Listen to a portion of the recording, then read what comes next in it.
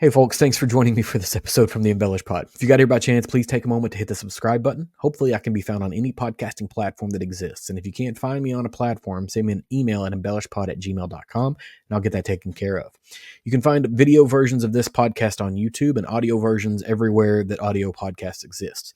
You can find all of my links on Instagram at embellishpod or TikTok with the same handle. I have a website. It is www.embellishpod.com. It's also a place to pick up these links, episode details, and more. Today, I have Mike and Danny joining me from Penelope.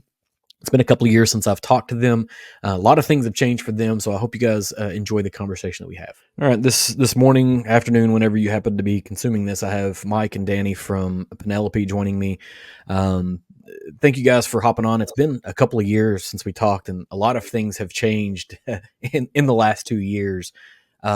Just a little bit. Yeah. So for the people who are uninformed, which probably aren't the people that are listening to this, probably already know, but let us know what's happened to Penelope in the last 2 years. So yeah, I mean, the last 2 years have been kind of a wild ride for us.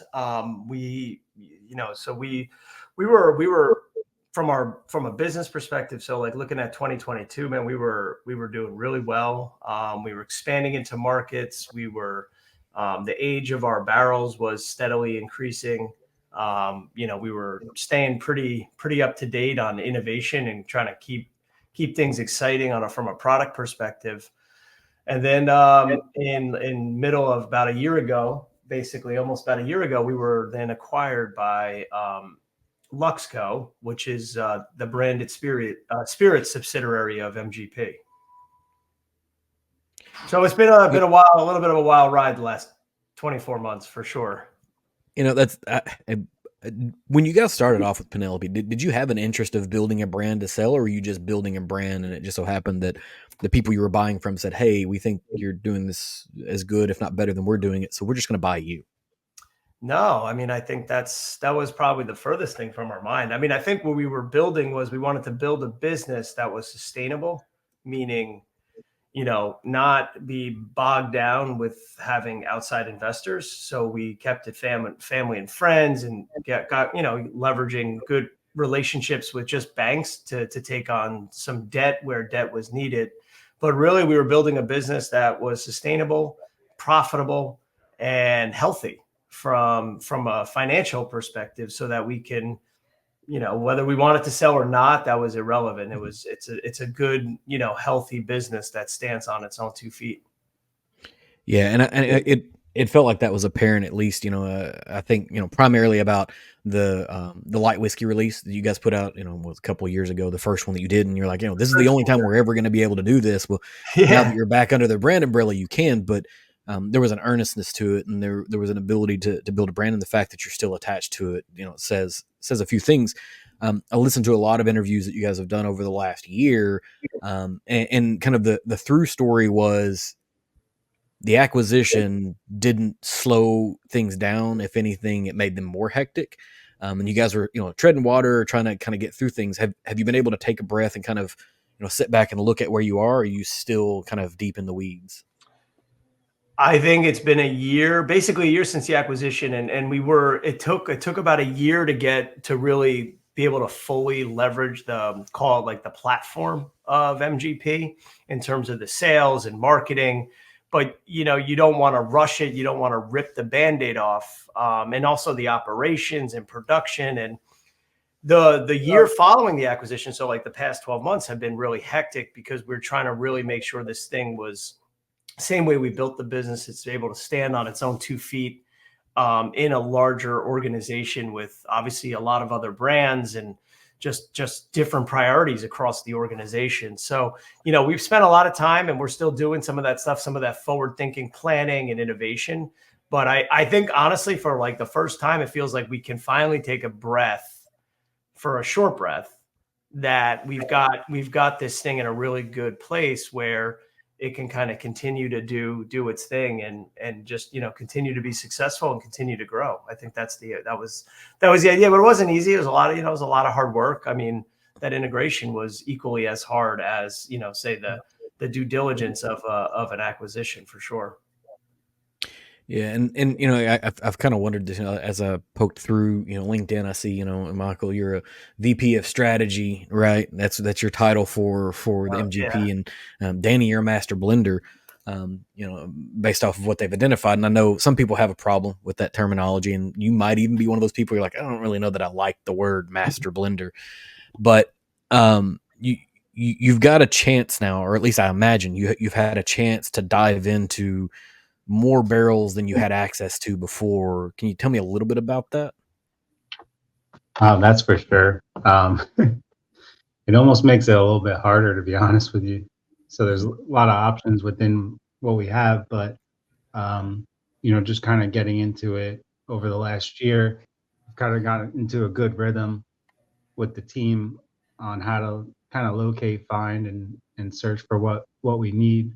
Um, Definitely having a lot of like different options has kind of slowed down the process of creating product, but I think, and I think Mike can attest for this too. I think the product has been actually getting better over the last couple of months. Bringing a lot of the blending in house um, for some of the main products, like because we used to contract out the bottling of it. So um, being able to really hone in on the processes in detail and kind of um, lay them out the way I've always wanted to do them has, I think, really helped out the product. Yeah, there's a saying that I use often at work is, slow is smooth and smooth is fast, right? And so being able to slow down can let you focus on some of those things a little bit better. And as I kind of explored some of the things that you guys have right now, I would agree that the sentiment is that um, things are getting, I don't, better is such a tricky term, because it sounds like, well, before maybe it wasn't as good. No, no, no. It went from good to great, or from great to excellent, or whatever. Like you're continuing to push.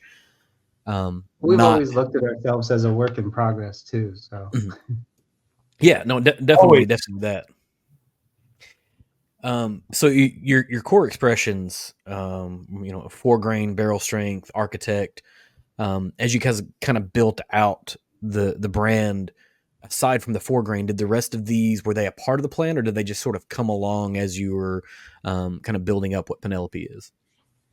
our product line kind of evolved out of just our own curiosity over the years. Whether there was the brand first and then the juice later, or the juice first and then the brand around the juice. We kind of work in both ways there, but it's really just kind of us evolving as consumers ourselves and makers of whiskey. So we never really we weren't in the business before, so just experimenting with different barrel types or different finishes, different blends, different mash bills. It's all just been kind of an organic evolution of our product line. Yeah, and I think the thing, you guys were putting out some good whiskey, but when Architect hit was when it first started kind of bubbling up for me here in far western Kentucky. Where maybe distribution wasn't where it is now, obviously. But the you guys were on the front end of what I see as the French oak wave in bourbon in the United States. Um, how did you identify that was going to be the trend, or did you just say, "Hey, this tastes really good and we want to put it out"? Like, was it really intentional or just by chance? I wish it was the former, but it's actually the latter. No, I think that was part of it. I mean, if you're a consumer, but yeah, I mean, it was really just our journey as consumers and our palates. So, if we're more on the kind of leading edge of of our own consumer personal palates, then our thought processes was, and maybe some other people are as well too. Mhm. So, and it kind of worked out, but yeah, the architect, that flavor profile, just it's sweet, it's rich, it just complements especially our mash bill, our blend that we do. And French oak staves are tricky. They look, Maker's Mark has mastered that over many, many, many, many years, and they're tricky. And what's exciting about architect is, especially, I mean, I know you got the latest batch, what we call builds, but just how dialed in that product has become and just seeing it evolve and kind of progress, build over the last 2 years has been, it's been awesome to see. It's a fantastic product. It's one of my favorites. I mean, look, I got mine here. This is my recent night pour. So I thoroughly enjoy it, and I think our thing is if I enjoy it, hopefully some other people do as well too. And that's we're constantly tinkering with stuff, and a lot of things just kind of fall to the side because they don't really meet par. And I still remember Architect. Like the staves showed up. I think Mike, you ordered the staves, and they were sitting in the warehouse for a while. And then I just started tinkering with them over a couple months. And we were at the office one day, and I hand Mike the sample. He's like on the way out the door, and he just kind of tastes it real quick. And he's like ship crap. It. Yeah. He's like, all right, this is a product. Yeah, it was good. We'll figure out a name. Don't worry about it. At that point, it wasn't the Architect. It was just a liquid sample. And within the next couple of weeks after that, we came up with the label, the name, and kind of the idea behind it. But the staves are hard, and I think a lot of people don't really look deep into the details behind them. But like oak extraction in general is just complicated. When you get down to like the science behind it, just so many variables that affect how oak extracts into the liquid, and that to Mike's point, early on in the Architect series, it was a lot of trial and error, and just kind of trying to hone it in the right direction. Nothing technical behind it, it was really just all based on taste. And as we go build further, we're like collecting data behind it, and we're trying to really lock in the secret to the sauce there, so that future builds can be really, really calculated and kind of like perfect that taste profile. Yeah, and you make a really good point that I hadn't really kind of explored with many other people. Using French oak in American whiskey in bourbon is very, very new, right? And so the data points don't really exist, and the nuance of whiskey is that you can have your standard, right? I'm going to age it for X number of months with this particular stave, and two barrels side by side come out with incredibly different flavor. The exact same spirit went in, they just come out different, right? Because there are a number of different reasons, maybe congeners, maybe the way it interacted with the first barrel, whatever. Like, there's science and art that kind of go into this, but you're collecting these data points to kind of, take what is great or good and narrow it down into great, right? Because you've got these varying degrees of that. And that I hadn't really kind of put that together. Like, this is really, really new. Like a lot of oak ideas for barrel, toasted, whatever, have been around for a long time, but some of these finishes haven't really, at least not for American whiskey. There's wine has used French oak, but in a different way. And same with Scotch, same with a whole host of other things, but American whiskey being its unique thing. And that's the thing that a French oak will always get my attention, because it's just, there's something about that particular flavor profile that suits me. It doesn't always suit everybody, but most of the people it does, or at least from what I've seen of the success of it. And, I had, at one point in time, I had, 1 and 2 and 2.2 and 3 and 4 architects. And I had over time kind of, blinded them against each other over and over and over again. And it just kind of fell back to, number 2 has been my favorite over the years. You guys sent out 10, which is where you're at right now. And I put that up against it, and absolutely the profile has matured in a positive way from my perspective. Now, my palate means nothing to anyone besides me. But you can tell there's more intention and more growth, but maybe to even point out, in 2 years, you're on the 10th batch of it. Like, that's pretty impressive, right? Like maybe you guys have thought about that. I don't know. But like in 24 months, there's been 10 iterations of this particular version of French oak. And keep in mind, but it is, with that, it's interesting too, because these are smaller releases, and it's an everyday SKU. So the idea is this product is meant to, it's less really about the quality. We always want the quality there, but it's always a tricky kind of predicament to have the build or batch number on the back of a label, but yet it's supposed to be on the shelf regularly, right? And that's something that, again, we kind of took a different approach. If you have them all, awesome. I mean, we don't expect everyone to have them all, but the idea of what's cool is that if you have, like, say, build 2 and 4 and 8, and I pick up the next one, it's 10, you could still kind of do that compare and contrast, and you could see the evolution of it. And, like build 10, I mean, that's not even out yet. I mean, it was just bottled. So it's obviously makes sense to send that one. And, but it was funny because I thought build 9 was equally as fantastic. So I was like, oh, I didn't realize we don't have it. I mean, there's no more left of it in our inventory. I was like, oh, wow. So that's why Danny just bottled build 10. I was like, well, let's use that one. That's a perfect one. And literally, this is what I was saying. I just tried it for the first time too. And you could see where it's at. Thumbs up, looking good. That's why I have to go to the gym every day, because I drink this stuff every night. This is why I avoid drinking soda, is so I can consume it through whiskey, right? Like we'll drink like water, unsweet tea or whatever, and consume all my liquid calories through whiskey. And I've gone back to this bottle showed up yesterday about noon, and nice. I think I've tasted it 4 different times since then, because I like French oak, but that's not the only place, I guess, that you guys, you have your standard SKUs. I don't know if standard's the right term, but you also are pushing out a barrel strength right now as well. I think you're at barrel strength batch 18. Is that right? Mm-hmm. That's our second product ever. So that was our second, the second ever. That was the second SKU we've ever, had from the beginning. So it's been around for a long time.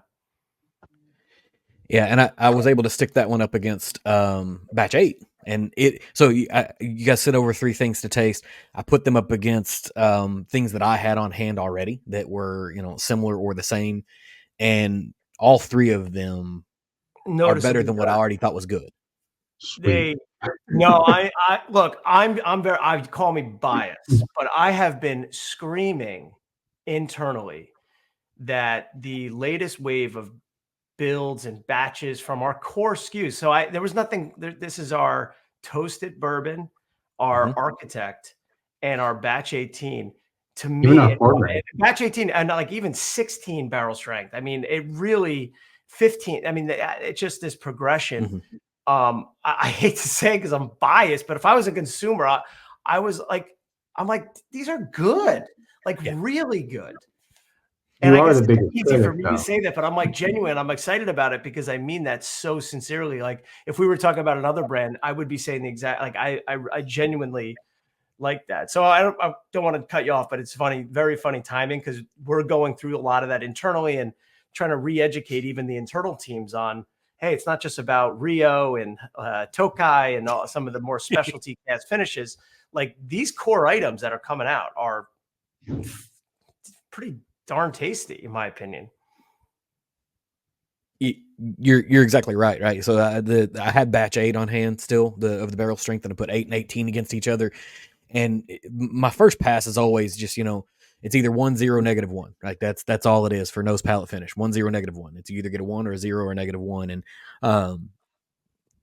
luckily, my spouse will pour them for me, and so I can do it blind, and I can feel very comfortable about it. And without a doubt, it hit 1s on both taste throughs, on everything. Whereas batch 8 was like a 1, 0, 1, a 0, 1, 1, right? So which was still fantastic. If I just look at it out of a total of +3 to -3, positive 6 to -6, it was like a 5. But this was a 6 without a doubt, and it was. And it kind of bled through into the toasted as well, and it was an unfair challenge for the toasted, because I put the toasted up against a couple of private releases of toasted, right? Which is not necessarily the standard SKU. This is something that someone built to be a real solid thing. Took those out too, right? So these are people that are building out their toasted bourbon, and this was unequivocally better than that. And it sounds.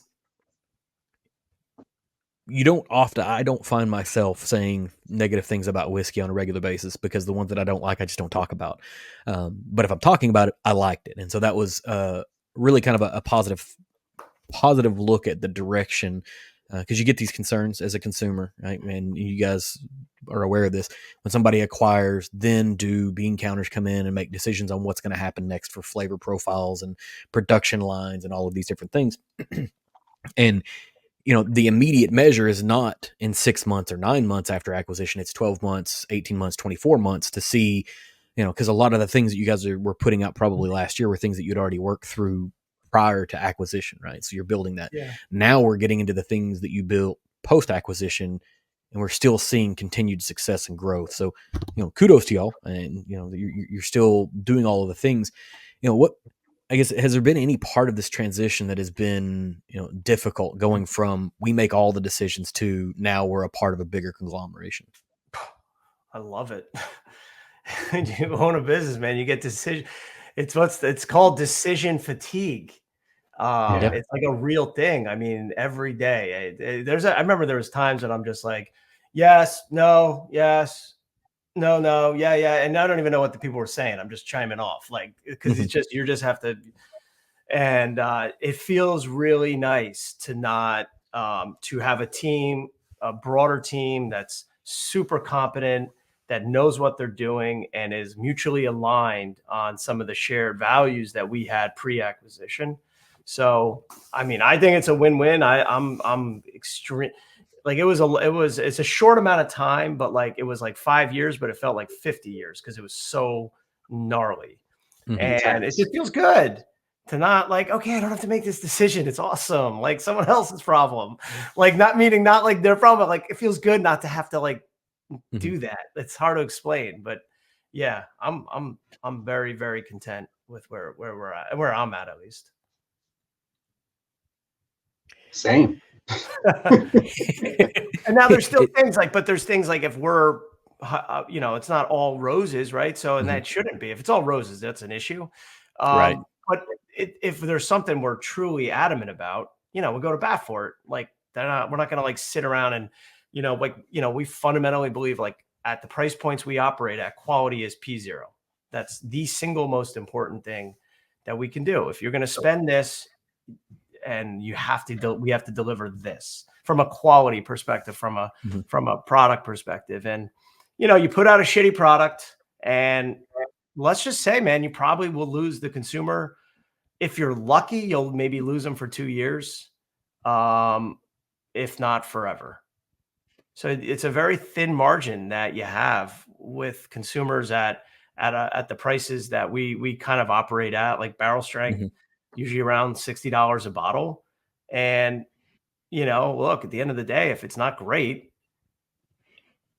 it's hard to get them back. So that's why it's a long game. Like, good product at a good price, but more importantly, over a long period of time, consistent quality is really, really key. And that's a very shared view and value that we have. So kind of, if that wasn't the case, it'd probably be a little bit more tricky. But that's a huge, huge advantage for where we're at. Yeah, the $40 to $70 price range is a really, really crowded place to be, right? Like there's a lot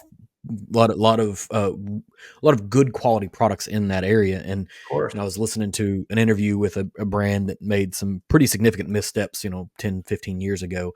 And it feels like they're just now starting to recover. They're in a similar price structure place, and they're starting to kind of pull themselves out of it. And you're exactly right. Like continuing to get better is there, and being able to offload some of the cognitive load that you have, right? Because you have decisions that are important, but maybe not timely, or important, but not critical, right? If it's not critical, can someone else make this decision, and being able to kind of save your fight for the fights that matter, right? Instead of just, having to slog through it.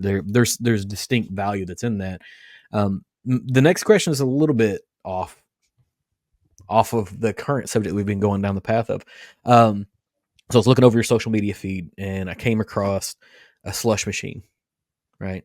Hell yeah. Sick, right? Now, my question is bad ass. Is there an expectation to see this slush machine at the Kentucky Bourbon Festival? And is there an intent to try to challenge barrel for the slushy off? Jot that down. That's a great idea. I'm gonna move heaven and earth and try to make that happen. I didn't even think about that. We need not even one of them, bro. We're part of the big dogs now. I want like 40 of these slushy machines. I want one at every corner of the booth. It's just a waterfall of strawberry and Penelope slushies. Yeah, that strawberry lemonade is so good. We've been working on this slushy thing. It's more of an on-premise kind of pull program. Obviously, I've had barrel. The one barrel they had a really good. I think it was seagrass they were using in this.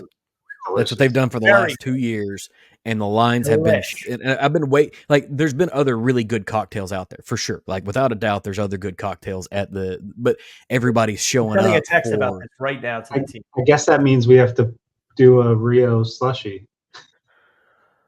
Honestly, that may be the barrel killer at that point. Like because we haven't even talked about Rio yet, but everyone is. Like it's the thing. No, I got one of the machines in my basement, and I was just trying out different recipes and stuff, and like the rosé cast finish goes well in like in a lemonade slushy. Our 4-grain with like a strawberry lemonade, delicious. There's some good stuff. Slushy machines are a lot of fun. Perfect. Yeah. So all right. So I've planted the seed. John, this is called multitasking. We're talking, and I just texted our marketing team and the gentleman Vincent, who heads up our operations kind of at Luxco, and don't blame me for this, because if this becomes a nightmare for the marketing people to deal with, don't tell them that it was me, because I don't want to make those people mad, because I will we'll see them at the festival and they'll be like, hey, you're the asshole that did this to me, because sometimes slushy machines in the heat are hard to manage, and I get that, but so you've already kind of alluded to it, Danny. Tell me about Rio. Perfect. Tell me about Rio. What's going on with Rio? What's not going on with Rio? Well, we released technically it was batch 3. There was like a really small batch 2 that was in between batch 1 and batch 3 that I think people aren't aware of. But so batch 3 was out, and I thought it was good. Very honey forward. It was, less on the Amberon side, right? And it was more honey pulled back on the Amberon, went heavier on the honey side of it to try to kind of give it like a little fine tuning of a balance there. And now we're just getting ready to start working on the next one, because it takes a while, and that's kind of the reason why we don't make it in big batches, and why it's hard to make. So we're just going into the next one, and I'm trying to figure out if we should change it at all, or kind of try to target the same profile.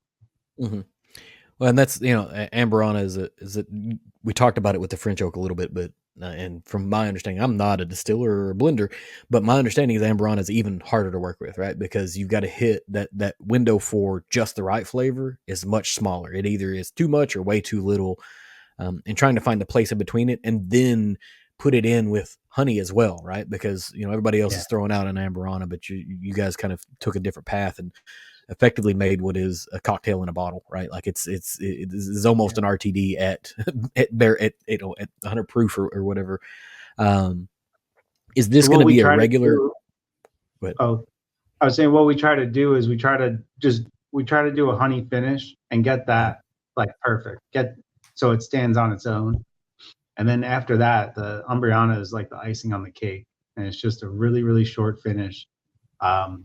This one was like a week and a half, and you just watch it day by day, and then you need to pull it at the right when it's ready.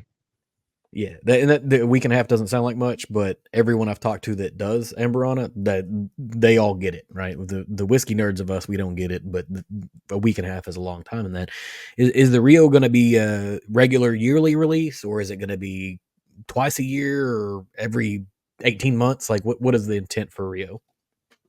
We're planning on a yearly release.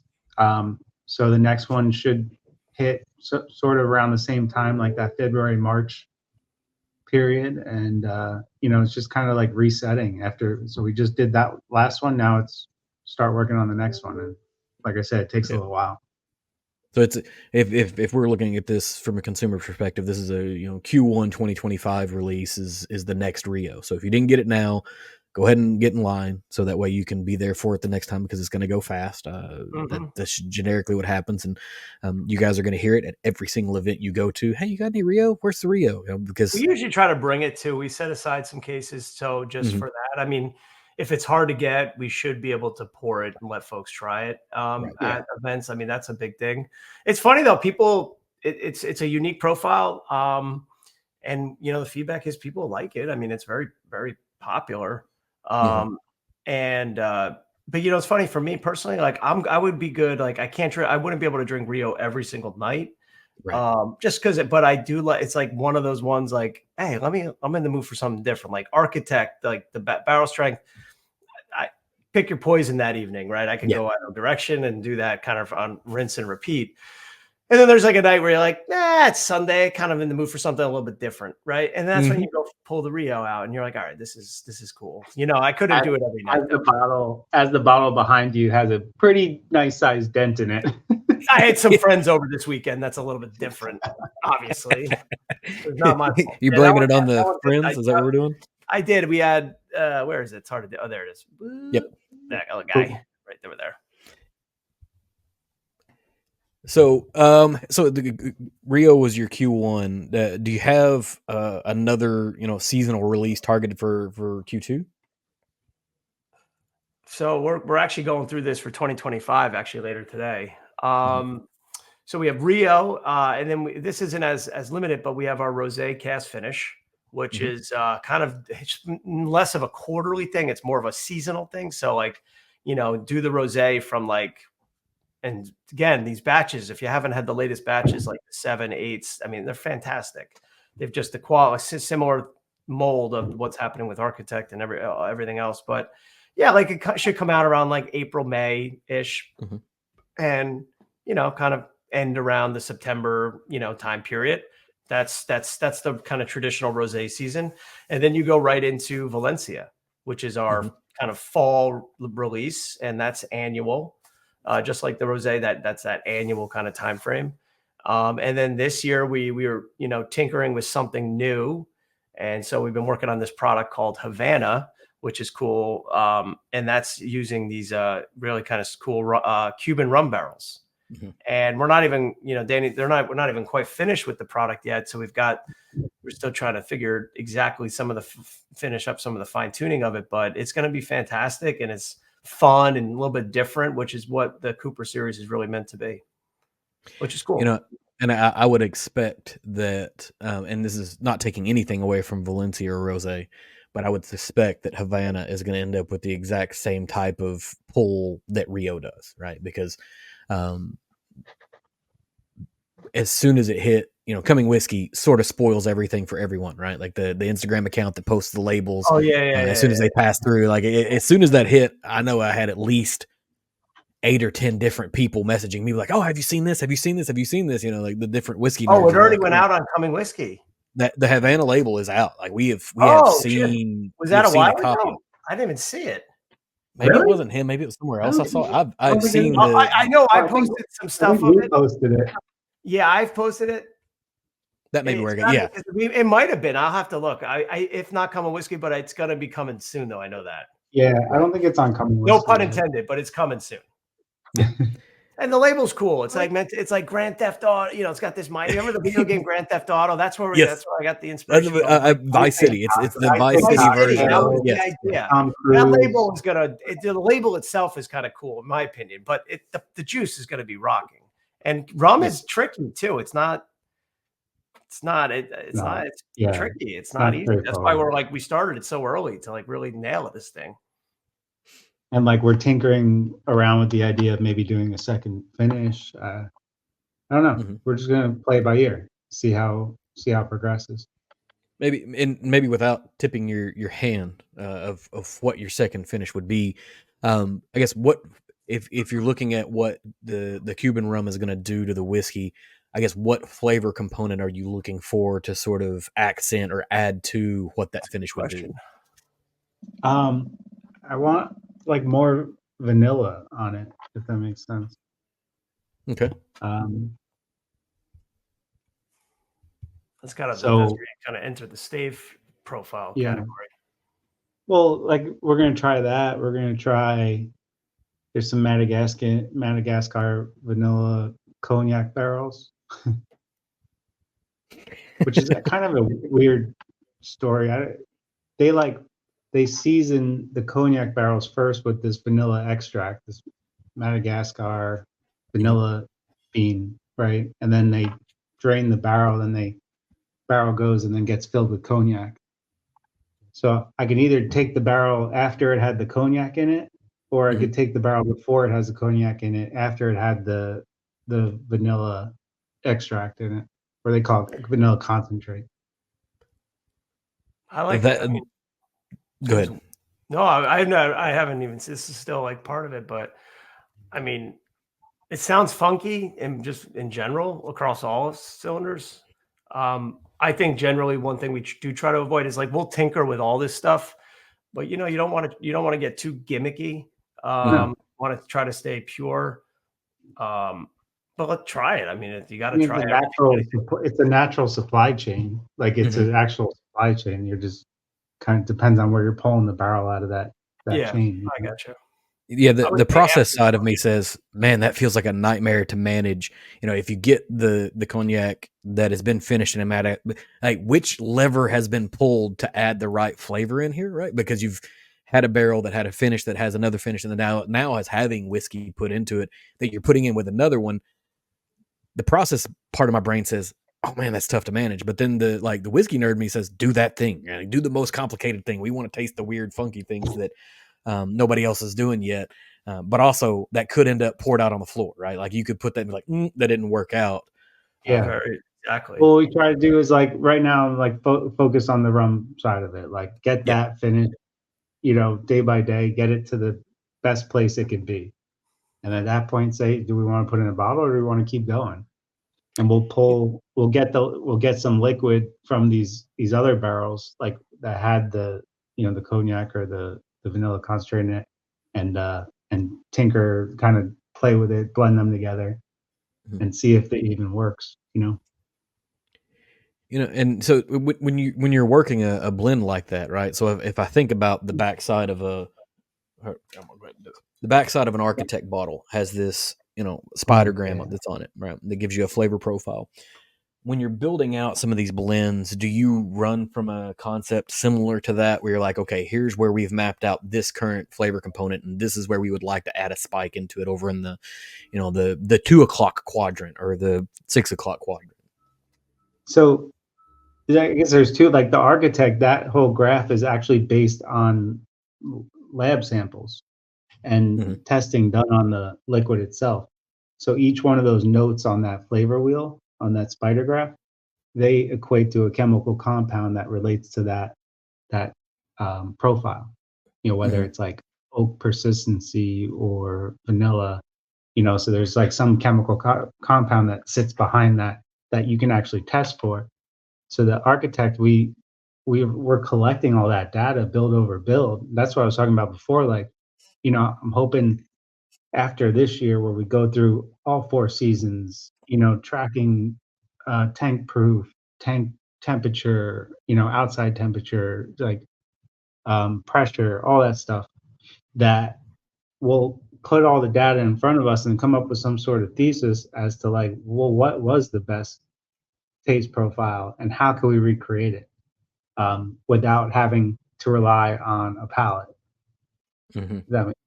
And then the Havana, which is just, it solely relies on just testing and on someone's palate, and so just tasting, adjusting, and that stuff, which is also fun. I want to do both things. Yeah. Well, and if you're looking for repeatable results, that's one thing. And if you're looking for these unique Cooper series, and I would assume that the Havana stays inside of a Cooper series concept. Maybe I'm wrong. Yeah. You are blending to taste. So, what is that like for building a blend? Is that just you, or do you have a group of people, or are you still just throwing it to Mike as he walks out the door and seeing if he gives it a thumbs up or thumbs down? It's still very much like like throwing it to Mike as he's going out the door kind of thing. But yeah, It's like worked. I get it 99% of the way there, and then kind of open it up to Mike. And like I said before, like he's our biggest critic.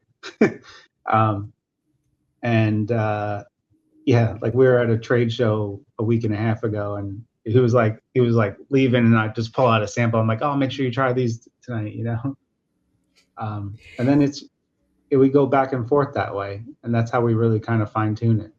Me and him have very different palates, so it's really good to get that kind of teamwork there. I guess how do you manage the potential animus that could be there, right? Because you've worked on a thing, you get it to 99%, you're like, this is it, and then you hand it to somebody else, and he's like, it's not there, like that's the feedback you're looking for, but also you eventually most people would say, okay, I am tired of hearing it's not there. It's perfect. I think it's because you've been working on it. No, I mean most of the time he says it's there, which is nice, but I always like in a creative environment, I feel like you always need like that other half, that can challenge you in a real way, and somebody that you totally respect the feedback that you're getting, so that you can come up with a better product. Because as one person, you got to look in the mirror and say, like, you're not the end all be all taste guy. It's like it doesn't work like that. I don't think any sort of excellence works with one sole opinion. And maybe this is the last question, kind of in this vein. That I'm trying to make Danny talk as much as possible, right? Because you usually are a little bit more quiet. Kind of coming from an engineering background, did you imagine yourself in something that is leaning more artistic, right? There's an engineering component of it, but there's this whole other like flavor is subjective, artistic, trying to make a thing. Like, does Danny 15 years ago recognize Danny today based off of what you're doing now? Yeah, I think the process is, I think it's very similar to some types of engineering too, where the base of it is built on, facts and being practical and all that. And then there's a little bit of flair in any sort of design, even in engineering. If you're creating a car, you're creating a building or whatever, a bridge, where you can add that little, 5% of our artistic, artistic flair to it. Mm-hmm. So, there's a lot of things that you guys have done, and I think maybe I came across this on an article. I can't remember. I read something about an estate collection. Like, what's happening with this estate collection? Well, it kind of started. We had a couple SKUs that were kind of sitting by themselves in this kind of just not really underneath some sort of family of brand, like products like Cooper Series. We've got like these wine cast finishes, and our core, we've got Architect and Toasted Bourbon and our 4-grain and barrel strength. And then we had like these cool kind of one-off releases that we were doing kind of annually, which was like this 9-year private select, which was, really fantastic. And then we had, we were just had some other things conceptually in the works. We had this American Light Whiskey, which was like this founder's reserve.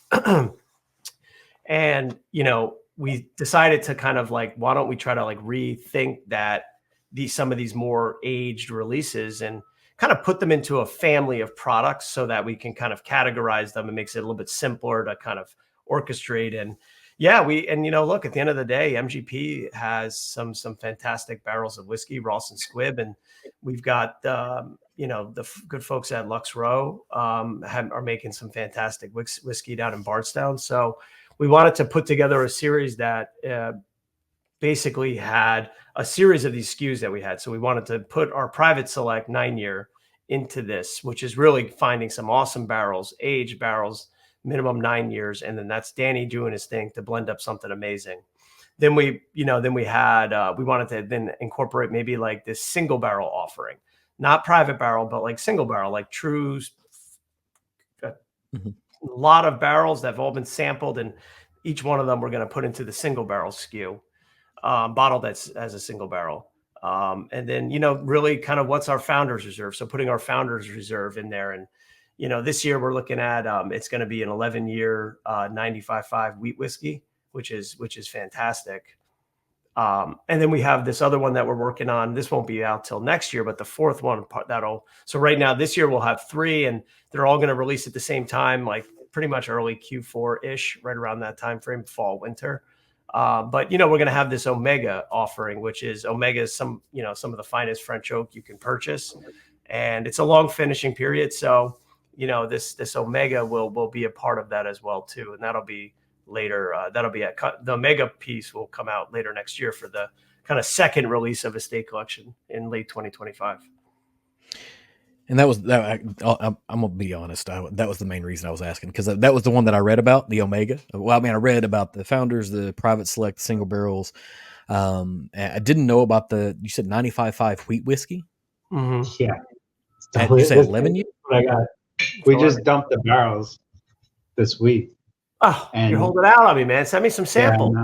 Yeah, and we ended up the whole group of barrels was part of MGP's. I mean, back in 2013, kind of like an experimental series of like the barrel chars and toasts on their 95 wheated whiskey. So before the acquisition, we had picked up 3 lots of this. So we picked up 3 different charred toast combinations. And then after the acquisition, I'm like, all right, well, we got composite, they label them D, E, and F. I'm like, so where's C, B, and A? And they're like, I don't know. And I'm like, well, let's pull up the inventory. And we start looking through, and they had B and C. And it was still in inventory, and it was just blocked that like nobody could use it. And I'm like, can we use it? And so they moved it over to our inventory, and we were able to dump them too. So it was fun to find kind of the missing link there. But it's a small group of barrels. It's maybe like 4 or 5 barrels a lot. So it's a very small release. Yeah. Mm-hmm. So instead of blending them all together and doing just kind of one big blend, so we decided to put them in their proper lots, so that if you are able to find each of them, you could see the difference between each sort of experiment char toast combination. Mike and I did it one night, maybe what was that, like 3 years ago, 2 years ago? Our wives were not happy.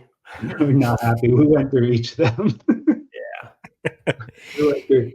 So the whole lot is only 24 barrels. But we felt like they're super special to us. We've been holding on to them, letting them age further and further, and they're ready this year. So we're excited to get them out there. We've been kind of keeping it our little secret over the last 2 years. Yeah, and so somebody has written an article about it. So I don't know if you're like this, not that part, but about all of the other reserves that are out there. So when you go to release this, are you going to just kind of randomly geographically disperse them? Or are they going to be an internet release, or don't know yet? I think we're not sure yet. Okay. Yeah, we got to think through it. I mean, we want to try to make it fair and easy to, but I don't know. We haven't even gotten there yet. I think we were trying to just finalize like getting some of the back end stuff then, and now we got to think through with, we have about 4 or 5 months to kind of iron that out. But yeah, it's something that we do need to figure out. We don't have a plan for that right now. Yeah, sounds like we need to start, banking up our frequent flyer miles. That way, if it's a random geographic dispersion, we can try to fly all over the United States to pick them up, right? Because that's one thing we always want to try to avoid. We want to try, that's the trick. But we would never want to. I mean, I wouldn't want to do that to folks.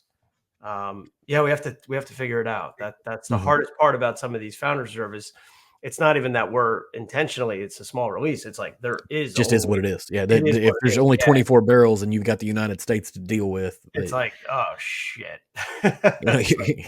You're not even able to give a half a barrel to each state. Like if you were to divide them evenly amongst the states, I always thought maybe like you do it at like, maybe we shack up at Luxco for some distillery, something there, or, I don't know. Like we got to think through what we need to do with that for sure. Yeah, so that's, That's super interesting to hear, right? Like that's got the whiskey nerd in me saying, okay, like figure out how to get access to these things because it's really interesting. And you found you bought some of them before, and then you found some more in inventory. Do you guys find yourself kind of like, so, all right, MGP, what weird things do you have floating around that we might be able to use? Do y'all do A that? little bit.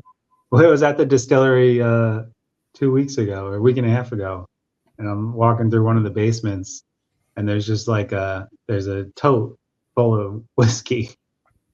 I'm just like, well, what the hell's that? And it's like, I don't know, let's look it up. And it's like, it was just kind of like, it was just inventory, what didn't really Mhm. have a home. So like, oh Yeah, for man, the well, for this the tastes people good. managing the warehouse, it's inventory. For the rest of us nerds, it's like a hide and seek list or a scavenger Yeah, hunt or whatever, right? Like exactly. Yeah. this is just part of the job of storing these things, and Just I'm want to grab them and be like, my God, do you know what you have here? right. Well, and maybe it's better that they don't. They don't have to worry about it nearly as much, right?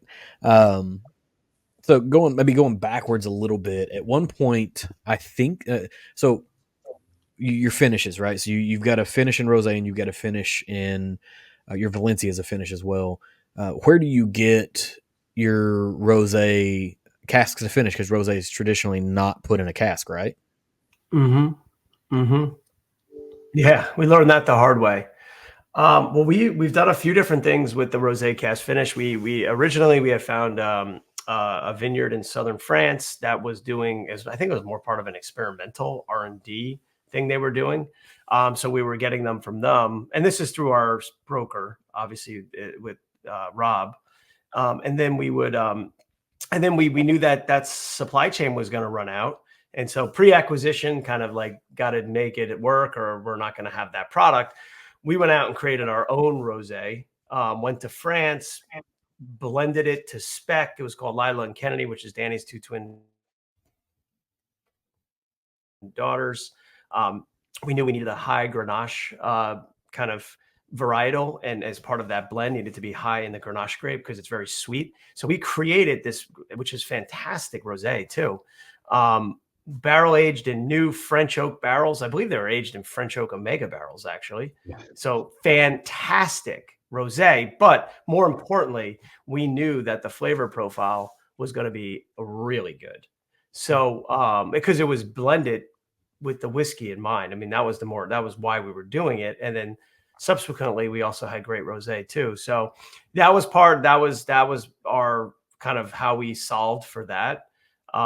We don't have that business. We had to kind of table that for a little, for Mhm. as part of our acquisition. But yeah, it was just a fun process. Like, kind of kept the creative juices flowing. Thinking of like going, owning that kind of entire supply chain was kind of interesting. I thought it was definitely had a huge value add from not just a operational perspective, but also from a supply chain and also a marketing perspective. Yeah. So, if you don't know where these barrels are coming from, what do you like? You got like, and so we were kind of taking it one step further by not only do Mhm. we know where they're coming from, but we made the actual wine. So it's pretty Because cool. now like we'll ask. I'll ask for the sample. Send me a sample of the liquid that was in the barrel, right? And Mhm. then we'll try it. We'll base our finishes on that, like preliminarily. But if the barrel comes and that barrel doesn't smell like that sample, then I'm not taking the barrel. Mhm. Well, it gives you a good place to start, and that's it. It's putting in a secondary finished barrel is a risk, right? Because if the market for that particular barrel dries up, then you don't have the barrel anymore. And if you're already in a limited thing like a rosé that's barrel finished, a vertical integration makes a ton of sense in that situation. If you're looking for sherry butts, it probably doesn't make sense to start up a sherry brand because there's a bunch of those that are out there and they're varying qualities that exist, but something is kind of off as this. So it sounds like if anybody had a Lyle and Kennedy bottle, that's now like a collector's item. That's a thing that people should be holding on to, right? Like it's gonna be worth Well, that something in should the happen lore to of be at the my game. house. I think I had a pallet sitting in my garage. So Yeah. anyone and everyone that came over was getting a ton of. But the problem is everyone's getting it, and they're like, "Where do I get more of that?" Right.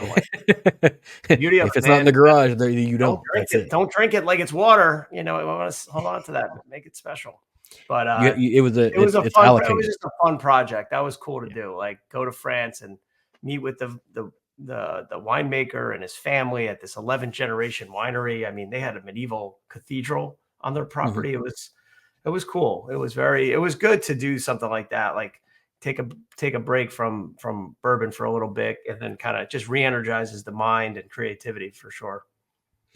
You know, so if I look at, you do rosé, you do the Valencia, and you do the Tokai, nobody was really in those spaces when you guys started doing them. And I've seen more Valencia type, the VDN type barrels, and I've seen more of the Tokai barrels, right? In the last, since you guys sort of entered that market, how did y'all find those finishes that you're like, hey, this is something we want to explore with whiskey? Just stuff that, whatever people are already doing, it doesn't have, I mean, it's kind of, not necessarily that's not always the case for how we think about it, but it's like just cool, different things and it's like Danny said, like that we kind of like the initial product that went into the oak barrel. So oak cask or whatever. So I think that's how it's kind of always started. Rosé, obviously just the name Rosé, it's just a super popular, it's rosé, so it just kind of made sense. And then from there, we just kind of wanted to stick to things that were a little bit unique, different, but we felt that would work really well with our mash bills. And then a lot of times a barrel, like a couple of barrels would just show up at the warehouse. Be like, Mike, what's this? He'd be like, I ordered some. Yeah, I didn't realize how expensive they were. Sorry. Like, oh my God, what am I supposed to do? He's like, I don't know. And then, so we had a lot of trials, and we would try, what's the worst that could happen? And then some of them, didn't make it to become products, and some did. So what do you do with the stuff that doesn't become products? Have you had to actually like pour the stuff out, or do you try to blend it out, or does it become really expensive cleaner? Either blend out. We've been able to do that. We actually have a maple finished barrel that is still just sitting there. That was a tricky one to blend out of maple. Yeah.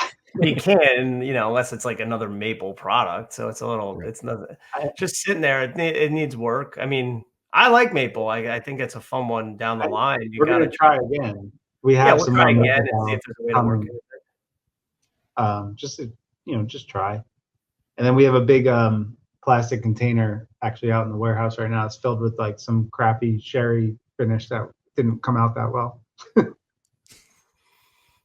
Eventually, you call in the artillery. You bring in I don't even know, Danny. It was the EPA. Someone comes in and gets it. Like professionals come and remove it. It's like quite a process.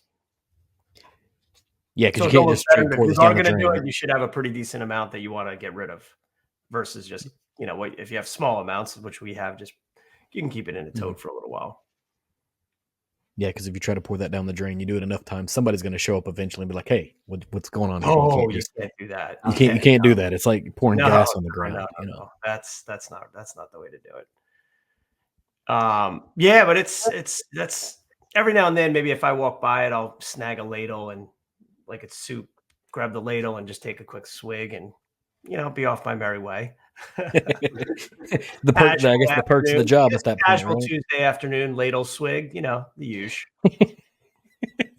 Yeah, I mean that's the wonders of being in the job that you guys are in. We'll kind of double back on a couple of things here.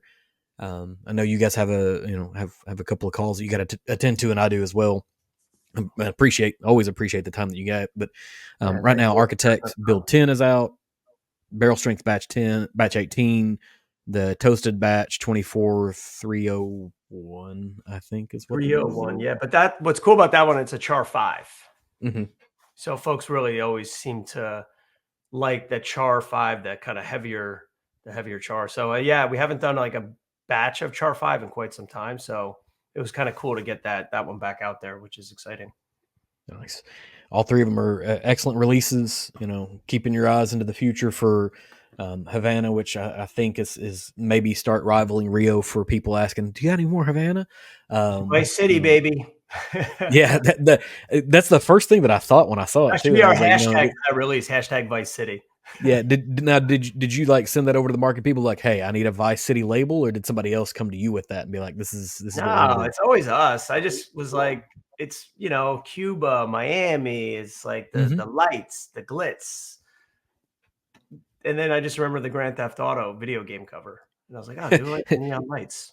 Yeah, there's a couple of there's a couple of wasted months of my life involved in that particular design. I've I think we've I all can't played remember our how fair old I share was of when it. that game came out. I mean, man, I was young. We were super young, but it was probably in early 20s, late. I feel like I might have been still early college or late high school. I can't remember, but it Yeah, was a while. I think it was early enough that it did impact a part of my collegiate carear. Yeah. It's like I'll go to class or play Vice City. It was You had to like pretty realize straightforward. like it's not okay to steal a car. Yeah, I mean, You can't on a just video game, steal perfectly a fine. car. In real life, you should definitely avoid doing that. I'm only Um, kidding. yeah, thank you guys for hopping on for the conversation. It's been a very interesting 2 years for you guys. It's been encouraging for us consumers, right? Seeing the brand continue to grow, and not necessarily change its ethos after an acquisition, which can be the case for some brands. Some folks get purchased up and then immediately things start to change. And it sounds like you guys are holding to the fighting for the decisions that need to be made to keep the brand true, and giving up the things that are maybe less important to sort of discuss. So, thanks, Mike. Thanks, Danny. Looking forward to trying more and more things from you guys. And always, like I said, appreciate the time. It's the one thing you can't get more of. Yeah, no, man. Thank you for having us on and for all the support, man. We appreciate it. It was Yeah, great being thank here. you. Thank you.